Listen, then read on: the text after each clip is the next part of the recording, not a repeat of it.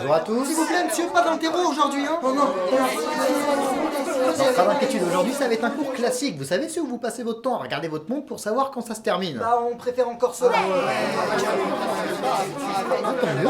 On va donc pouvoir démarrer. Aujourd'hui, on repart vers le jeu de course. Et souvenez-vous, nous divisions souvent ce genre en deux grandes catégories. Les titres typés arcade, avec principalement en tête de liste le très célèbre Super Mario Kart et son système ingénieux d'items, et ceux qui recherchent les réelles sensations de la conduite, avec notamment Daytona USA et Ridge Racer, les représentants à cette période de la simulation. Et bien, avant d'aborder les jeux un peu plus foufou qui, j'en suis sûr, vous intéresseront davantage, débutons avec les simulations. Sega Rally Championship, c'est tout bonnement magnifique, même ceux qui ne s'intéressent pas aux jeux vidéo se laissent tenter par la borne d'arcade représentant l'intérieur du bolide, et ils ne seront généralement pas déçus. Le gameplay reste aujourd'hui encore une référence du genre. Votre copilote vous annonce la direction de chaque virage et leur degré d'inclinaison, une aide précieuse pour s'y préparer et qui rend l'ensemble tout à fait accessible au grand public. Il faudra jouer avec le volant et son retour de force, gérer la boîte à 4 vitesses et maîtriser les dérapages pour ne pas perdre de temps dans les virages. À vrai dire, il fera partie des titres les plus populaires des salles d'arcade. Ici, il s'agira de voitures européennes un petit peu plus petites mais plus nerveuses. Il reprend bien sûr les mécaniques du titre précédent, notamment la gestion du frein à main dans les virages. Hormis les décors méditerranéens très agréables, l'originalité provient du fait que les parcours disposent de plusieurs embranchements. Le but est bien entendu d'atteindre en premier le point d'arrivée, mais on ne compte plus les moyens d'y parvenir. À vous de trouver des raccourcis sur le parcours pour gagner du temps face aux concurrents. Screamer aura pour ambition de s'imposer sur le PC. Il faut avouer qu'une place est à prendre avec un genre totalement dominé par les salles d'arcade. Eh bien, c'est vrai que le titre n'a rien à envier aux autres productions. Il s'agit d'un jeu de course classique muni de 6 circuits, mais les graphismes pour une machine de salon sont impressionnants. Lors de la course, les animations pullulent, comme l'avion ou le train qui passe au-dessus de la piste. Il s'agira bel et bien d'un des meilleurs jeux de course PC de l'époque. Mais nous pouvons être plus précis, en dehors des salles d'arcade, c'est un autre titre qui va attirer toutes les attentions, vous le connaissez forcément, Gran Turismo. La première force du jeu est qu'il incorpore des véhicules plus traditionnels. Si vous voulez conduire la voiture de papa, eh bien c'est possible, ne privilégions pas uniquement le rallye ou la Formule 1. Mais n'allons pas trop vite, tout joueur souhaitant participer au championnat sera contraint de passer son permis. Et ce sera d'ailleurs bien plus sage, un peu d'entraînement sera indispensable pour bien prendre en main votre véhicule. La gestion des virages est complexe mais réaliste, il sera nécessaire de ralentir pour ne pas se vautrer dans le décor, tout en perdant un minimum de vitesse, car vous vous en doutez, en championnat, les concurrents ne vous attendront pas. Le jeu propose aussi un côté gestion qui pimente clairement votre aventure. En fonction de son placement, le joueur gagne de l'argent à chaque course, qu'il pourra réinvestir pour acquérir de nouvelles voitures ou du matériel afin de tuner ses bolides et améliorer leur performance. Le championnat représentera donc un long périple, il faudra prendre son temps, participer aux courses, investir pour peut-être un jour remporter le Grand Prix. Gran Turismo a connu à son époque un immense succès, il s'agira d'ailleurs du jeu le plus vendu de la PlayStation. Mais comment on pouvait s'amuser avec ça? C'est vraiment pas beau, hein? Et gardez bien à l'esprit que vos enfants diront la même chose de vos jeux actuels. Allez, pour le moment, on s'éloigne pas tant que ça de la simulation, même si va y avoir de la castagne. Débutons avec Fatal Racing. Vous pourriez imaginer que tout cela est très classique. De championnat, 16 circuits, on fait la course et on se voit attribuer nos points à chacune d'elles. Seulement, il existe un moyen pour gagner davantage de points. Détruire les véhicules adverses. Car oui, ici, il va falloir battre des coudes. D'ailleurs, attention aussi à votre propre véhicule qui perdra en maniabilité et vitesse s'il est trop endommagé. Vous constatez aussi que les parcours sont assez originaux. Virage incurvé, looping, tremplin, on s'éloigne indéniablement de la simulation.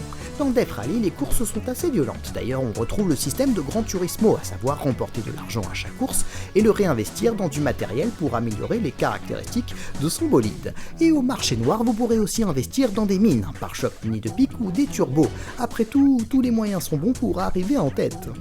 Enfin, la référence de la castagne, à vrai dire tout est dans le titre Destruction Derby. Et oui, vous accumulez les points en envoyant les adversaires à la casse, mais il ne sera pas toujours facile de terminer la course, encore faut-il maintenir en état votre véhicule. Une icône vous indiquant l'état de ce dernier, les circuits sont volontairement étroits pour favoriser les contacts. La modélisation des véhicules est assez tape à l'œil et en subissant trop de chocs, vous finirez par ne même plus reconnaître la vôtre. Justement, ce qui fait la force du jeu, ce sont bien ces superbes collisions souvent impressionnantes, et un mode de jeu attribuera presque à lui seul la renommée du titre. Dans une arène, toutes les voitures sont amenées à réduire en un tas de ferraille celles des adversaires. Le dernier participant à rester sur ses 4 roues sera désigné vainqueur. Mais ça a l'air trop drôle ce jeu! Et ben en rentrant, vous filez, vous le trouvez sur le net, vous l'essayez et vous me direz ce que vous en avez pensé. Mais pour le moment, nous, on n'en a pas terminé. Sony a clairement pour ambition de se servir de Wipeout pour démontrer les capacités techniques de la PlayStation. En l'an 2056, vous participez au championnat composé de 7 circuits. Il s'agit en effet pour l'époque d'une véritable claque visuelle. Ces bolides du futur n'ont pas de roues, elles planent à 1 mètre du sol. L'impression de vitesse est bien présente et le titre reprend intelligemment le concept d'item de Mario Kart. Quoique légèrement simplifié, vous pourrez donc utiliser des roquettes, des missiles, des turbos, mais on retiendra davantage sa suite Wipeout 2097, moins difficile, plus beau, en bref, bien plus accessible. On retrouvera quelques mécaniques de F0 par exemple, vous avez à présent une barre d'énergie qui s'épuise à chaque contact. Pour la recharger, il faudra passer sur une zone spéciale, beaucoup plus souple que le premier opus. Wipeout 2097 fait partie des meilleurs titres de la PlayStation. Sur la 64, nous aurons le très sympathique Wave Race 64. Cette fois-ci, pas de Formule 1, pas de voiture futuriste, mais du jet ski, et peut-être le constatez-vous, la modélisation de l'eau s'avère très réaliste.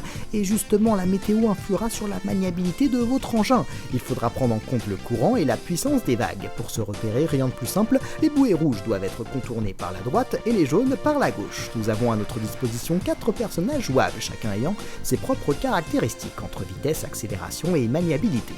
En tout cas, la démocratisation de la 3D fait bien sûr énormément tort aux salles d'arcade. C'est vrai, la technologie s'invitant de plus en plus dans nos foyers, on a tendance à bouder les bornes. Il va donc être nécessaire de proposer des concepts plus originaux, ce qui sera la clé du succès de Final Furlong, qui vous met littéralement en selle. Pour galoper plus vite que ses concurrents, rien de plus simple. Secouez le plus rapidement possible, d'avant en arrière, votre cheval. Et bien même en pleine période des 32 bits, cette borne connaîtra un véritable petit succès.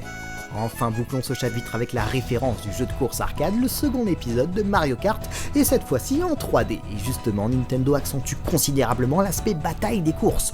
On trouve bien plus d'items à récolter, et ceux-ci ont tendance à se multiplier. Vous pourrez par exemple avoir une triple carapace verte ou rouge, une rangée de bananes, 3 champignons, et il est même possible d'armer certains items pour en récolter un second. D'ailleurs, ce sera ce que certains fans lui reprocheront, un opus bien moins axé sur la maîtrise du kart, avec des pistes plus larges et débordant d'items. Mais c'est que nous n'avons pas cité l'autre mode de jeu, peut-être d'ailleurs dans cet opus le mieux exploité de toute la série, les battles. À 4 joueurs, c'est bien sûr le fun assuré. Nintendo semble avoir pensé à tout, les perdants se transformeront en bombes, avec la possibilité donc, en entrant en contact avec un participant, de lui faire perdre l'un de ses ballons. Bon, merci à tous. On se retrouve la semaine prochaine comme d'habitude. C'est pas parce qu'il y a eu une interrogation la semaine dernière que ça y est, vous pouvez vous la couler douce. Hein. De toute façon, ça va pas changer grand chose. Allez, à la semaine prochaine tout le monde.